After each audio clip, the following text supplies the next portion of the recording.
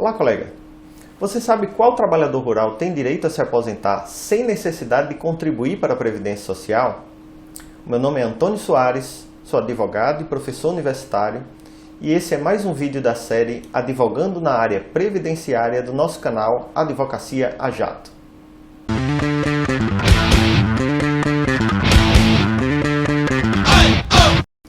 Uma dúvida muito comum entre os advogados é saber se o trabalhador rural realmente pode se aposentar sem contribuir para a Previdência, o que é uma vantagem, uma vez que a comprovação da contribuição para a Previdência pode acarretar uma série de problemas para esse trabalhador. Acontece que nós temos três tipos de trabalhadores rurais e é muito importante a gente saber identificá-los no momento de atender o seu cliente e propor uma ação judicial. Existe um tipo de trabalhador rural que é aquele trabalhador produtor rural, que exerce sua atividade de maneira econômica para a comercialização de produtos, normalmente em extensões de terra muito grandes. O produtor rural ele não é um trabalhador que possa se aposentar sem comprovar a contribuição. Ele é considerado pela Previdência Social um contribuinte individual, tal como um autônomo ou um prestador de serviço. Na condição de produtor rural, ele é obrigado a recolher mensalmente para a Previdência um percentual sobre a comercialização dos seus produtos. Já no caso do trabalhador rural contratado por uma empresa ou por uma fazenda para prestar serviços rurais na terra, esse é um segurado empregado. É obrigação da empresa que o contrata fazer o recolhimento para a Previdência Social das contribuições habituais, tanto a parte patronal quanto a parte do trabalhador empregado. A terceira espécie de trabalhador rural é o segurado especial. Esse sim tem algumas vantagens em relação aos demais trabalhadores, mas é bom ficar bastante claro que existe uma contribuição do segurado especial. Vamos tentar caracterizar o segurado especial. O segurado especial é aquele trabalhador que exerce a sua atividade em regime de economia familiar, ou seja, ele utiliza a mão de obra da própria família para a sua subsistência.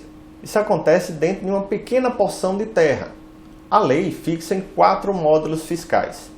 Não se preocupe se você não sabe exatamente qual o tamanho do módulo fiscal. Cada município define qual o tamanho do seu módulo de acordo com as características da cultura daquela região. Então, se, por exemplo, há necessidade de uma porção maior de terra para produzir o suficiente para manter a subsistência de uma família, obviamente que esse módulo fiscal ele é maior. Caso você precise de uma extensão de terra menor para extrair dela a subsistência da família, aí o módulo fiscal será menor também. Portanto, o segurado especial é aquele que, trabalhando em regime de economia familiar em uma pequena porção de terra, retira sua subsistência dessa atividade. Acontece que a contribuição que é devida por ele é sobre o produto que ele comercializa, que ele pode comercializar os produtos que retira dessa atividade em regime de economia familiar. Então nós temos duas espécies de segurados especiais. Aqueles que retiram da terra a sua subsistência e que não tem um excedente para comercializar, e aquele segurado especial que tem um excedente para comercializar. Essa segunda espécie de segurado deve contribuir para a Previdência com um percentual mínimo sobre a comercialização desses produtos. O que acontece na prática é que muitas vezes esses trabalhadores rurais não fazem esse recolhimento, o que acarreta um problema para o advogado, que terá que ir a juízo demonstrar que ele exerceu a atividade rural durante todo esse período e não teve como fazer o recolhimento da contribuição previdenciária, porque toda a sua produção foi para a sua subsistência. Nesse caso, o segurado especial poderá se aposentar. E muita atenção, não há necessidade de ser uma aposentadoria por idade. Ele pode ter direito a uma aposentadoria por tempo de contribuição, uma aposentadoria por invalidez, comprovando o cumprimento da carência de cada um desses benefícios. Não existe diferença entre os benefícios de natureza urbana nem rural por força da Constituição. A única diferença do benefício de aposentadoria rural para a aposentadoria urbana é que a aposentadoria por idade rural tem uma redução de 5 anos na idade. os trabalhadores rurais homens se aposentam com 5 anos a menos, portanto, com 60 anos. Já as mulheres, com 55 anos. E quais documentos são necessários para comprovar esse tempo de atividade rural? Bom, você pode fazer a prova tanto direta quanto indireta. Na prova direta, você vai reunir documentos que demonstrem o vínculo do seu cliente com aquele trabalho rural ao longo dos anos. Os documentos vêm em nome dele, por exemplo, certidão de casamento em que conste a profissão dele como lavrador, certidão de nascimento dos filhos em que conste a profissão dos pais como lavrador, a certidão de inteiro teor do imóvel em que ele trabalha, contratos de comodato, contratos de meação, qualquer documento que demonstre que, naquele período, o seu cliente esteve vinculado a uma atividade rural. Você pode usar também documentos oficiais, como certidões do INCRA, documentos de sindicatos rurais.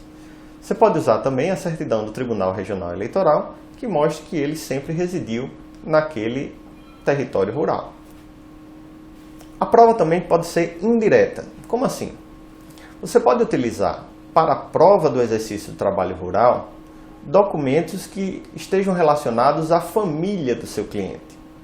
Então, portanto, a certidão de casamento dos pais do seu cliente podem demonstrar que a atividade da família sempre esteve voltada ao trabalho rural.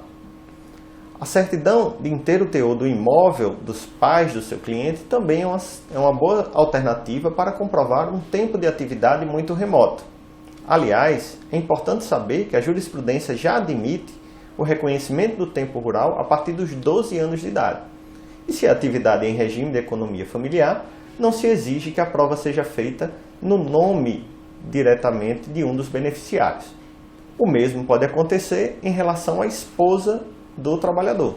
A esposa do trabalhador, por lei, mesmo que não exerça diretamente a atividade rural, contribui para o regime de economia familiar. Portanto, tem direito à aposentadoria rural.